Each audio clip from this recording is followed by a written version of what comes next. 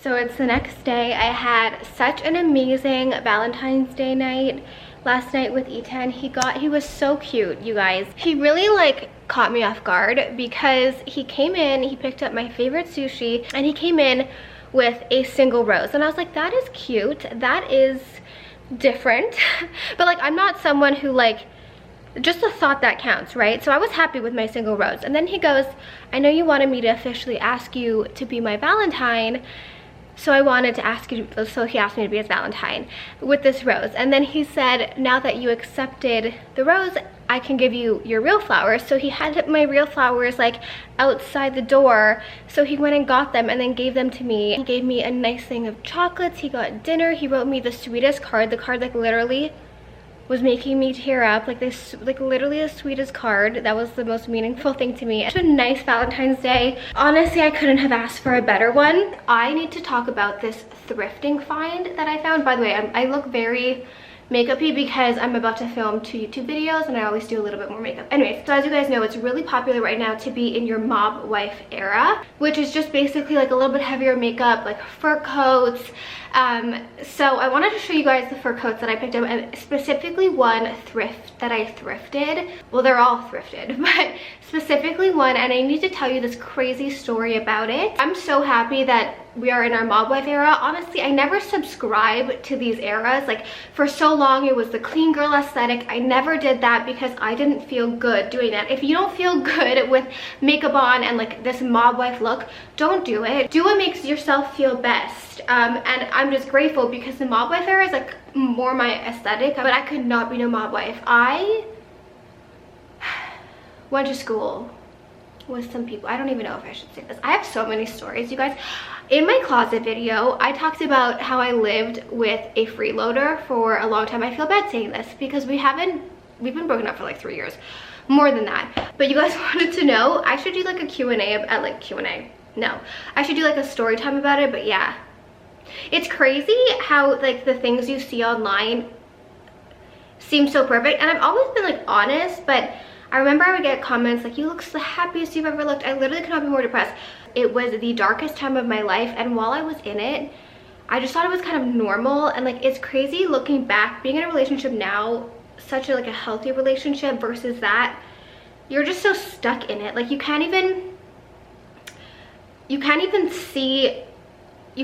really see what's going on. I made so many excuses for what was happening in that relationship. It's just crazy to think back and to see what I put up with. But yeah, he was definitely a freeloader, but like somehow had money for like weed and new gaming stuff all the time. Like if someone were to do that to me now, I would literally like get the hell out of my house. I'm very understanding. Like if it was just like he lost his job and he couldn't afford it, that's one thing. But like when you're not getting up, you're not showing up to your job, but somehow you still afford to smoke so much weed every day and like fund this new computer system and like game all the time, like that's where I draw the line. I mean, I didn't draw the line there. I was like blinded. And then like in the video, like I talked about how he had bought me these like lights for my IKEA pack system, and that in general is a very sweet thing. So he would do like, he wouldn't ever pay rent. Like he didn't pay rent at all. I think he paid a small portion of rent like at the very end before we broke up, like not even half the rent, and he was living there like taking up half of the space. I would ask him to like, I was like, okay, you don't have to pay rent, but can you at least pay Wi-Fi? And his response was, well, you use it more than me. You're not paying rent. You're not paying rent. What do you mean? Wi-Fi is $80 a month. And then he has the audacity to say, you use it more than me when you're gaming all day. Like, this is what I'm talking about. And in my mind, I was just like, at the time, it's like, it's not worth the argument. But honestly, like those relationships were very traumatic.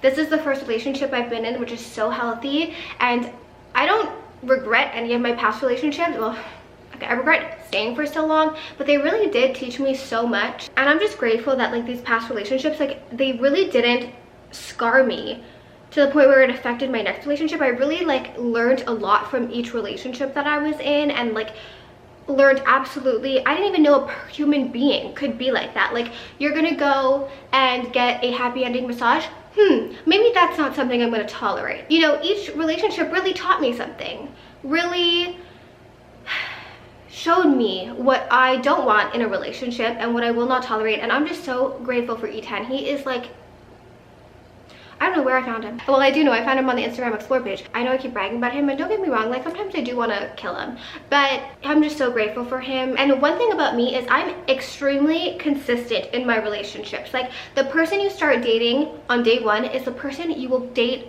3 years later. Like, I don't change. I obviously, like, I get more comfortable with you and like it gets better, but like I'm not gonna like somehow turn into a monster like half a year in. And I never understood why every person I dated would completely change into a different person. Like, it's like the person that I started dating vanished, and then there's this like monster that appeared, and I don't know like exactly what it was. I don't know if like it was like narcissism. I definitely know like 2 out of my exes were extreme narcissists, but I don't know if it was that. I don't know if it was what it was, but they changed. And I'm not kidding, this was every relationship. So now I've been dating Ethan for almost 3 years, and he is the exact same person that he was when we started dating. Like better. Like, you want to become a better person together, and I truly feel like he motivates me to be a better person every single day. I hope I do that for him. I hope I, you know, motivate him to be better and work harder and just be the best version of himself that he can be. I thought that was like what happened in relationships. Like, they just like the person completely changes. And don't get me wrong, like I do think you can grow, and I do think that you don't have to stay in the same place, but your values, like how you treat someone, like how you treat the person you're with, should not change night and day. If any of you guys know why that happens, please leave it in the comments, because I've been trying to figure that out. Why do people do that? It's weird. How did I get on this topic? Oh yeah, story. I had a story about the mob. I know someone who got her finger chopped off because she was married to someone in the mob. Anyways, that's neither here nor there. Let's talk about the fur coats that I thrifted. I have faux fur coats and I have genuine real fur coats. If you don't want to wear real fur, I understand.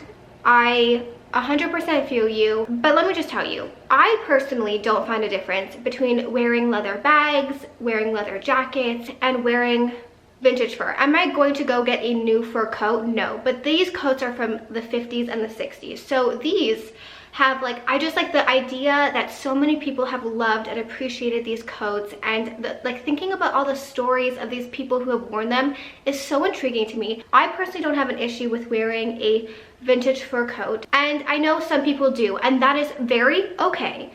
I'm just going to remind you that I'm not forcing you to wear a fur coat, but I want to share with you the fur coats that I did purchase for myself. This whole thing started with this coat right here, which is from Lamarck. It is more of like a fluffy fur, not like a genuine, like not like a fur, like you don't see like the hair, it's like a fluff. And what I like so much about this one is that it's cropped, so it's super flattering. Is this lighting like the most absolute terrible? Maybe over here is better. So it's cropped, so it hits me right at the perfect length on my body. Now, keep in mind, I do have a shorter torso and I do have shorter legs, but this hits me right at the most perfect spot. The thing I like about a fur coat is you can be wearing like the most simple outfit under and you look seriously very chic. Then, okay, my mom had some vintage fur coats from when I was a child. And don't get me wrong, when I would see these coats as a child, I'd be like, you need to get rid of those coats, they're so embarrassing. And recently, when this mob wife era came back in style and I started seeing these coats styled, you bet your bottom dollar I messaged her saying, Mom, do you have any of these fur coats? And she did. So I originally looked for a faux fur long coat, but they were so freaking expensive. Like, I'm not kidding, like $600. And like for a faux fur, I was like, let me just buy a vintage fur coat, go vintage thrift shopping, and you guys are not gonna believe what I found. I was looking on Pinterest. I mean, it's not like I can go into a thrift store and pick one, but I wanted to see like if I found one, which color I would wear the most. So I came across this vintage Dior fur coat, this brown, delicious, like chocolate brown belted fur coat. Where do you find a vintage Dior fur coat? But I couldn't get this coat out of my mind. So then like the next day I went to shop at dinner and I was like, Ethan, I'm finding a coat that looks exactly like this. Like, I need to find, I couldn't stop thinking about this brown fur coat.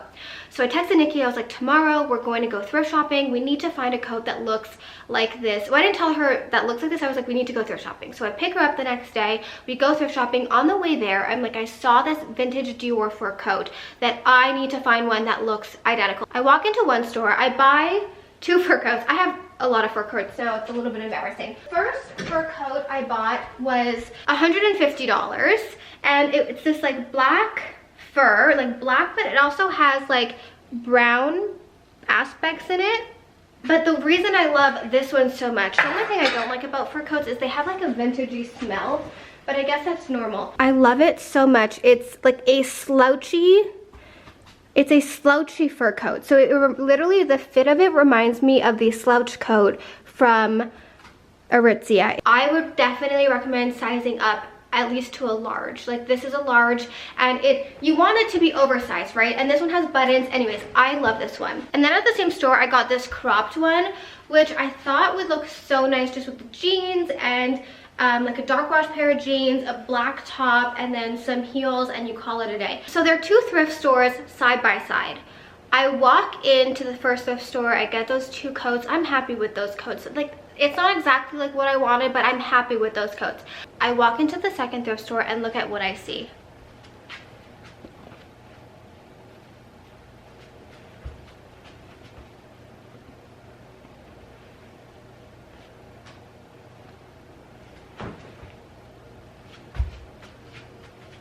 It is literally the coat. This is from the 60s. Dior brown belted long fur coat. I had tears in my eyes.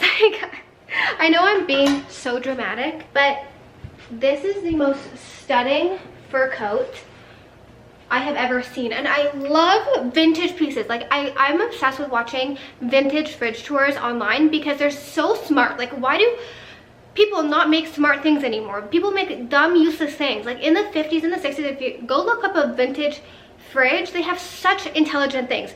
Like, look at that color. The belting part like comes out from inside the coat. So in the back, there's no belt loops or anything. It comes like through the coat. So you can do it, tie it up, and the back part is still like loose and oversized. Or you can take the belt off completely and then just have it loose, kind of like slouchy. Or you can take the belt off and like tie it all the way around. And just think about all of the chic women who wore this. Like, how many owners did this have? I don't know. I could not believe my eyes when I thrifted this. I could imagine the shock on my face when the exact coat that I wanted was just sitting there. Really, it was like the luckiest day of my life. Anyways, you guys, I'm clearly in a very rambly mood, so I have to head upstairs and start filming my commence try-on haul because a lot of you guys want to know if the quality is good and if it's worth it. I've not checked in with you all day. Clearly, I have not touched up my makeup all day either, but today was a very successful day.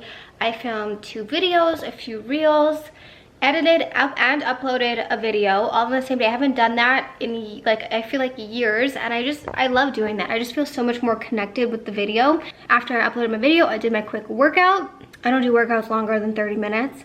And then I made dinner. I did not vlog it, but I have made this, just chicken, broccoli, and rice. I realized I used to try to make like my dinners really elaborate, and like I would feel like the need to make these like fun recipes. Like, I enjoy cooking, but when I'm alone, it's not that fun to like do all this work and then eat dinner alone, you know? So I feel like, so I told myself that a few times a week I'm just gonna have like a very simple meal that I still enjoy. Like, I still really like chicken, broccoli, and rice, and it's healthy, and it takes like 20 minutes to make. So I've started doing that more. Sometimes instead of chicken, I have salmon. I honestly got the idea from Ethan because he eats like the same thing all the time just because that's what he likes, and he alternates between like salmon, tuna, chicken. He eats very healthy, I do have to say, which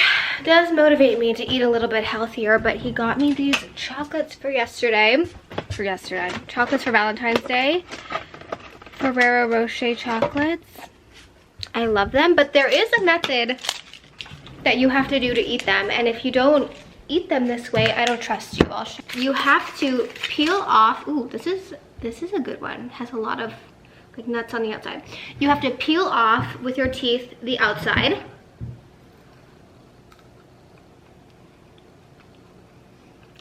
And then you have to crack it in half, eat the half without the hazelnut, and then finish with the half with the hazelnut. It's the only way to eat a Ferrero Rocher. Today is Friday, which means it's retail shift day, which means our store is open from 11 to 4 p.m. These are my absolute favorite days of the week because I get to meet you guys and help you pick out some jewelry, and it's just really, really fun. So I thought I would take you to the office with me, show you guys the like more of the updates from the last vlog that I posted, because it's really coming together and I need your opinion on something. Tonight I think Ali and I are going to have a cheese fondue, which I'm so excited about. That is definitely a period craving of mine, but I thought I would show you guys my outfit of the day. This is what I am wearing. This sweater is from Dish. I do not recommend it. It is so itchy. So itchy. I might honestly change before I go because I'm not going to be comfortable at work. But I love the color of it, so I'm very sad. And then these jeans are from White Fox, some of my favorite jeans. I love this little detail. And then my boots are from Zara. My earrings are the large rain earrings, and then I'm wearing the two-tone and gold 28mm watch, which is this size. We always get asked about watch sizes. This is like the perfect, I honestly wear this one more at nighttime, but I just feel like this one went with my outfit. So that's what I'm wearing. I'm gonna head to work. I'm starving, so I think I'm gonna order a salad so that it arrives by the time I'm there. Okay, switching to this little cardigan from Dynamite. This situation is a little bit busy, but honestly, I'm too lazy to change again, so this is what it's gonna be. Bringing these to work with me because I have had them here and I don't really like them that much, so I think they'll be like, more people will like them at the office. And then, I got these energy drinks in from Prime. I feel like this packaging is so cute. I just took an, oh, there it is. Okay. And to hold me over until a little bit later, I'm going to have a protein shake. On the TV, I put on something about Einstein for Leo. I'm wearing this Lamarque little cropped fur coat today. All right, so I am at work. I'm sitting at my permanent jewelry desk. Nicole is on the couch as per usual, and I wanted to show you guys a little update from last time. So this is what the office looks like at the moment. This rug is actually the same rug that Nicole has in her living room. I discovered it. She discovered it. I'm loving how this gallery wall looks. These are mixed tiles. I need your help figuring out this chair situation. I do like chairs here because I feel like it segments off this area, but I need your help deciding which kind of chairs. These were our Valentine's Day candles. They're so cute. And wait, the one we're burning right now smells like Baccarat Rouge. Nikki made that discovery. It's called First Kiss. It smells so good, and we use our candle warmer, of course. Do you want to show them what I'm working on? I am currently working on making sets for our Champagne Socialist perfume oils. Let's go see. Oh, I want to show you guys this room. So this is the clothes room. Look how much clothes is in here. We have really good stuff in here. We've got this Remy Revolve coat. We've got this like Levi's leather coat. We got this fur looking coat. Wow, this looks like the coat I wore today. Zara bombers, a lot of shoes, some more coats, and some jeans. A lot of jeans. We have some sets and sweaters. We have tops. A lot of tops you'll probably recognize from my videos. Like this is from Princess Polly. It's so cute. I honestly can't come in here because sometimes I'm like, ooh, I should take that back home, and then I'm like, no, I cannot. A lot of cute dresses. This one is from House of CB. And then we got shorts and overshirts, blazers. Allie's eating lunch. Hello. And watching the toast. What are you having for lunch today? Oh, my new obsession. So these are new to me. Not the salads, but these miniature salad bags. They're so good. I've only been able to find Caesar and Nashville Hot. I like them both. And I love slicing up a chicken sausage and putting it in the air fryer because I think it's nice and crispy. But yeah, if you see these, I really like them. I know some people don't. Like doesn't your What was that? The lighting and there was just... Oh my god, I thought there was an issue.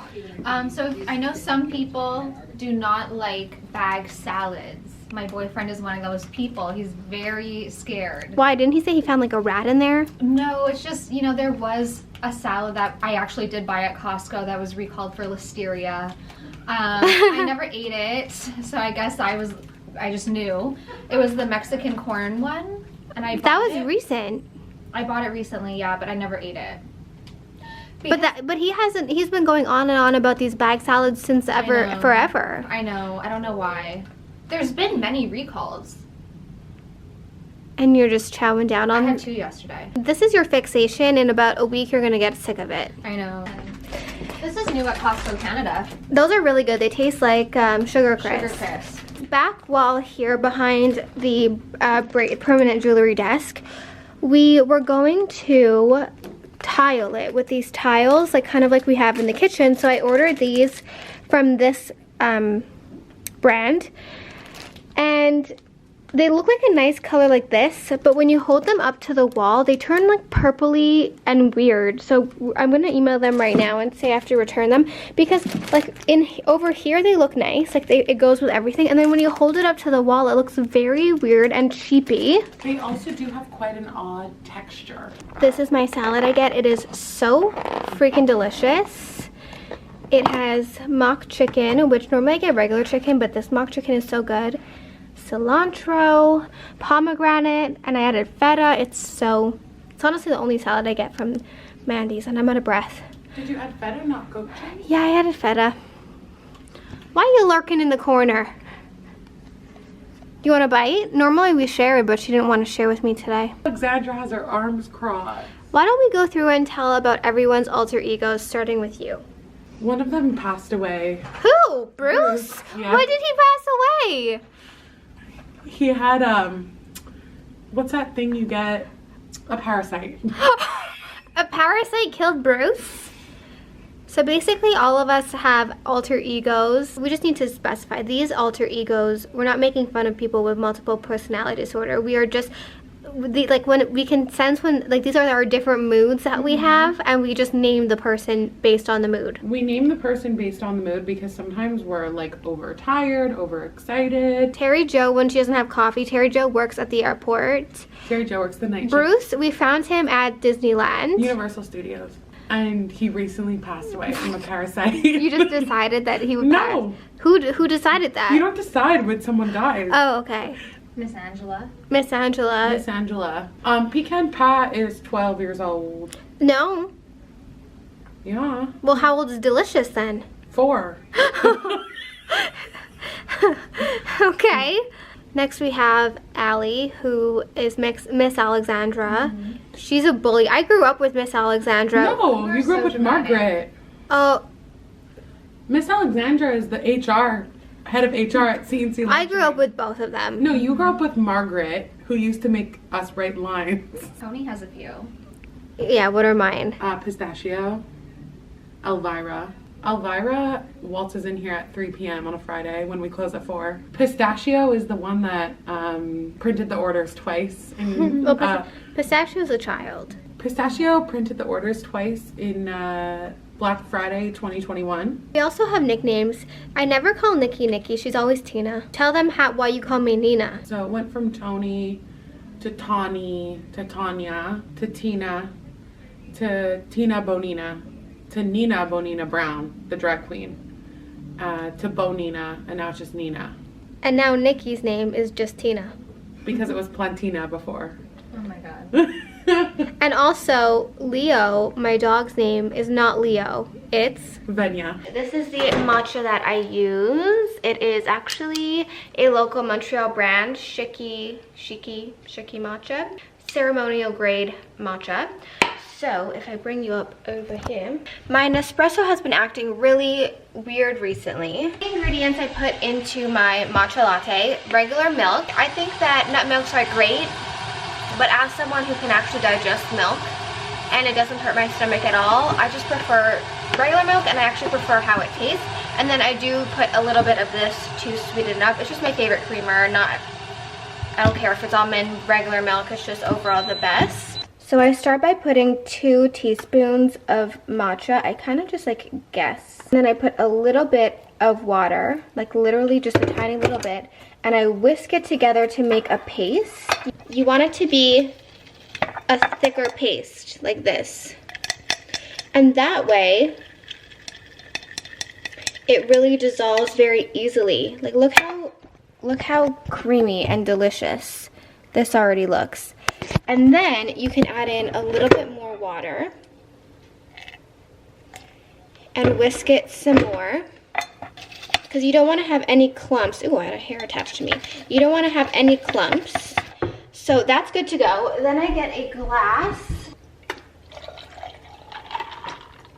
I pour my milk. Pour your matcha on top. I cannot have matcha without cinnamon, so I'll put a little bit of cinnamon in there. I get my glass straws on Amazon. I'll add a little bit or a lot, depends who you ask, of creamer to sweeten it up.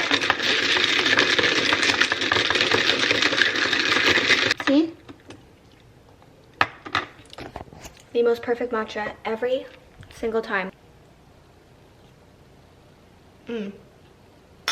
Divine. Absolute perfection. This is a dream combination. I am on a mission to figure out a way that I will like a dirty martini. I actually had a dirty martini while I was in Florida with blue cheese olives, and it changed my life. And I am going to about a Valentine's Day dinner, and I wanted to see if I can make a dirty martini that I like. And I wanted to test it out with you. I have had them a few times, and I've only liked them one time because I feel like a dirty martini is better with vodka, but me and vodka don't mix very well. Vodka and I were not friends. So I'm a gin girl. I've had this chilling, it's nice and cold. I got the dry vermouth, and I picked up olives, but we are going to make blue cheese stuffed olives, and these are going to be homemade blue cheese stuffed olives. I did see this girl on TikTok who like apparently makes the best dirty martini, so I'm gonna follow her recipe, although her recipe is literally just olive brine and vodka she uses. So I'm gonna add a little vermouth. I actually don't know if I even like vermouth, because some people just like omit it entirely. I feel like that smells fine. So let's start by making these blue cheese stuffed olives. I got this delicious blue cheese. Doesn't that look so great, all the mold? So she takes a chunk of blue cheese, and she mixes in a little vodka into her cheese to loosen it up, but I'm gonna mix in a little gin. Just a tiny little bit. Oh, actually, you know what I'm gonna do instead of that? I'm just gonna add a little bit of the olive brine. Because you want it to be like a creamy texture, and I feel like it'll be better with olive brine rather than gin. Then we're gonna take our blue cheese filling and put it in our very professional piping bag. These are the only olives that were like empty inside, deep pitted, but they have these spices on them. Anyways, I tried them. They're very good. So I'm going to do a few of them, like as much as the blue cheese can hold. I'm not gonna like eat all of them, or let's be real, knowing me, I probably am. I'm going to snip this off and fill. Wow, this is actually really working. I don't know why I didn't expect this to work. I have like a cute skewer, but I have one of these. So I'm going to put my olives on these. 3 little blue cheese olives. Honestly, if a martini isn't freezing your brain, it's not gonna be good. Okay, so it says 2.5 ounces of gin. I'm gonna do 2 ounces of gin. This is 1 ounce. This is 1.5. I got my little cocktail thing at Target, and I love it. So 2 ounces of gin. I'm gonna do 1.5 ounces of olive brine, which is like, I feel like a lot, but I feel like that's what I need. 1/2 ounce of vermouth. Shake that up. I got my chilled little glass. Let's pour it. Ooh. That looks divine with our blue cheese olives. You guys, I think we did it. Cheers, you guys. Let's see if it is any good.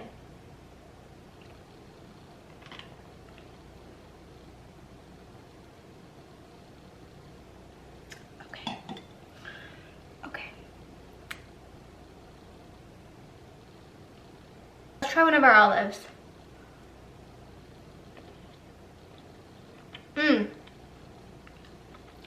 20 on 10. It's not bad. If you block your nose, no, I'm kidding. It's actually not bad, but these olives, you need to try making those. All right, well, that was a fun little experiment. I can see why people like that.